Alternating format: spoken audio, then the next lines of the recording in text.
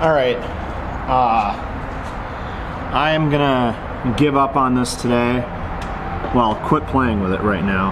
I've been out here for an hour and a half. The HM-01 has run for most of that time. The fuel tank is only half empty. Right now it has warmed up enough that the carburetor is very hot, and the issue with that is that as the fuel enters into the needle bar, it can vaporize before it gets sprayed through the needle. And obviously once it vaporizes, it is lower density as far as fuel goes, so it could be vapor locking in the carburetor. And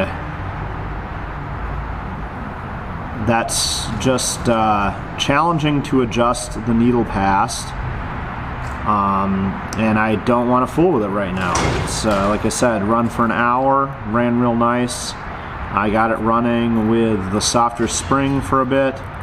I think there's a few adjustments I could make